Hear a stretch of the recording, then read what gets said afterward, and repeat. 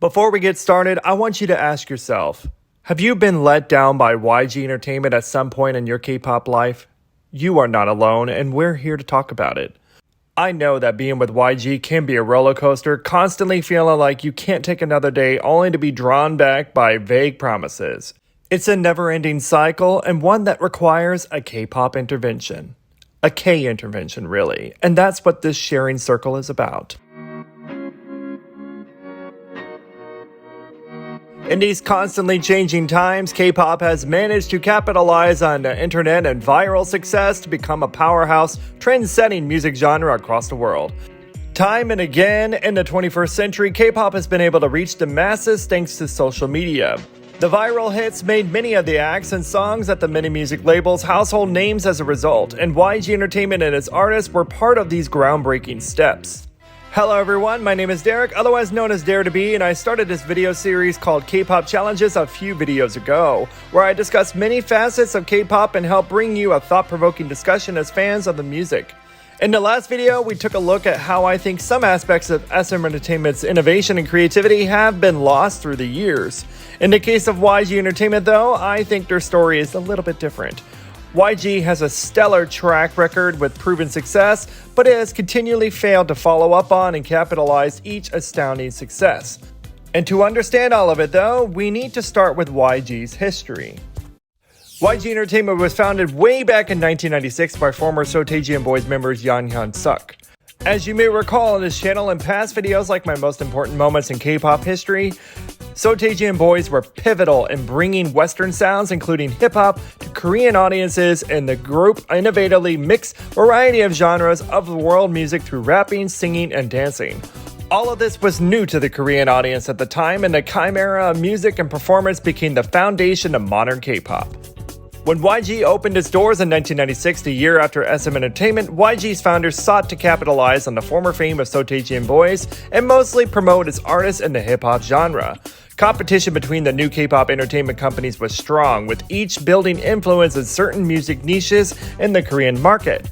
Artists like Jin Yushan and One Time were some of the companies first to achieve mainstream success in the budding Korean popular music industry in the 90s. The company continued to release new acts of the 21st century, including Perry, Sweetie, Big Mama, Lexi, Gummy, and Heesung. YG Entertainment adopted SM Entertainment's K-pop system to recruit, train, and produce new pop stars referred to as idols, and debuted their first idol, Seven, in 2003. Seven was YG's leading soloist and was up against SM's Boa and JYP's Rain. Interestingly, later on, all three made their own ventures in the late 2000s through music and movies and the US markets in their own race to break out of the Asian market. Unfortunately, none of them quite made it, but these efforts and related stories are fascinating. Come to think of it, this could be a topic for a later video because this is the topic of my master's thesis and I'm super passionate about it. Anyway, YG debuted its first idol group BIGBANG in 2006, which followed the hip-hop produced sound that YG had embraced. Unfortunately though, the group had lukewarm success in their first year, and the members of BIGBANG then took more creative control of their style and music choices, and the change worked. BIGBANG achieved massive success in their breakout hit Lies in 2007, which helped defy the stereotype that K-pop was a music factory-produced genre of idol songs. Lies was written and produced by the group's leader and visionary G-Dragon, where he took the group to new levels in the growing Korean market, and the group even won the prestigious Song of the Year title in South Korea that same year. The group 2NE1 later debuted in 2009 as the female counterpart to BIGBANG. Their success was almost instant. The golden age of K-pop was taking off thanks to the viral successes of this rapidly growing world of social media. Like SM Entertainment, YG also moved into the second largest music market in the world, Japan. Unlike SM, YG capitalized on the rising popularity of K-pop versus the assimilation efforts that SM took with their artists Boa and TVXQ. 2NE1 and to a lesser degree BIGBANG found fans who knew they were originally K-pop. YG's acts found respectable success in the country, and they continued to solidify themselves as one of the leading K-pop companies in Asia. The company was rapidly growing and even attracting respected artists such as Psy, who signed to the label in 2010, and then Tableau and his group Epic High shortly after, and even reuniting Gen 1 legend Zetskis in 2016. In the early 2010s, K-pop was beginning to make waves across the world, and some of YG's acts were represented in the new Hallyu wave. YG was catapulted over its competitors in 2012 when Psy released a groundbreaking Gangnam Style. The song achieved record-breaking worldwide success and put the genre, company, and artists on the map. The company was also boosted by BIGBANG's very successful run with Alive earlier that year, and YG's trajectory was stratospheric, and they reaped the benefits of good planning and marketing. To an extent, they somewhat did, but looking back, they could have easily done more. YG Entertainment's long-standing issue has been with strategically positioning itself in the wake of sudden success and working to promote their artists. YG has prided itself as being an entertainment company that pushes for quality and creativity with most of its acts. They built their acts to be artists and have a certain image that made them stand out in the landscape.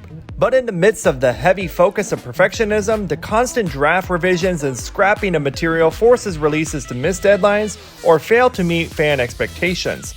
Luckily for YG, it has built a loyal fan base over the decades now, but many fans, including myself, have also experienced countless letdowns from the company. YG's founder was notorious for teasing comebacks only to sit on it for months or even years. Psy's Gangnam Style was the hit that every music label covets, but the company didn't use its success to propel its current acts.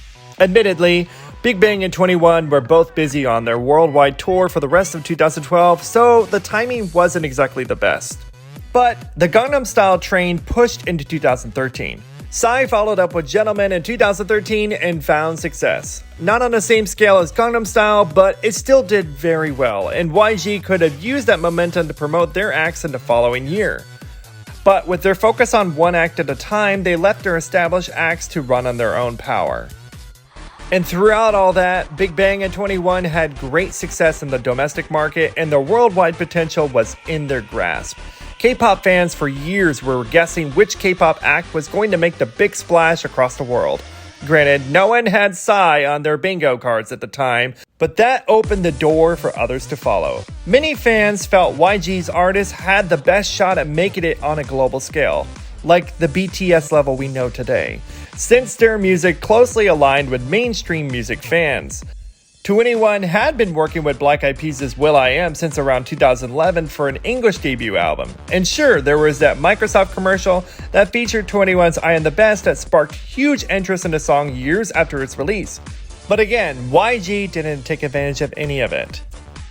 iKON and Winner even had successful debuts in the following years, and they were the result of another reality survival show called Win, Who Is Next.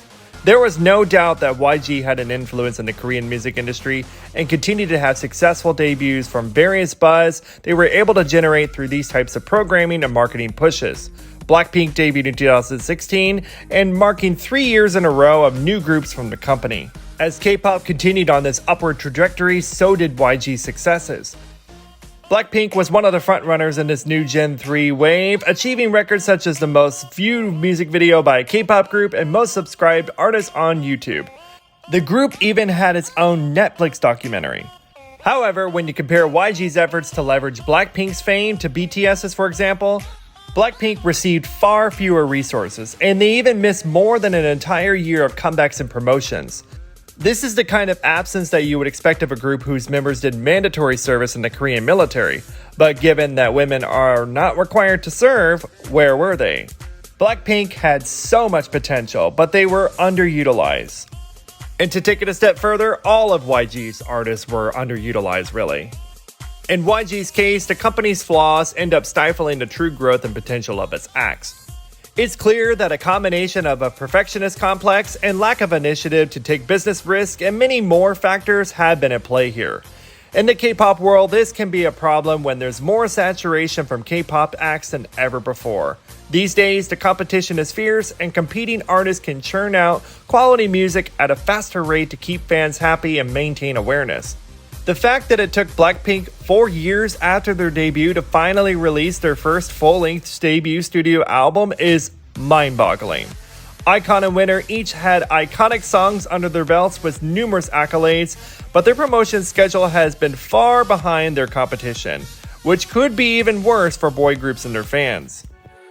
Recently, YG Entertainment also pushed forward and debuted Treasure, which was the result of yet another reality survival program. For a Gen 4 rookie, I think the group is not being pushed as much as like their counterparts. It's, come on everybody, let's go back to the YG dungeon, as we K-pop fans like to say. Well, probably not like that, but at least that's how I say it in my head. And the constant dungeonizing, and that's a fun K-pop term for you all, of their artists ultimately hurts their long-term success. For as long as I have been a K-pop fan, this has always been YG Entertainment's problem, and it's only gotten worse. It becomes a question of when will they ever learn? BLACKPINK is making their grand comeback right now and are killing it with Pink Venom, and we know they'll do very well when the album drops.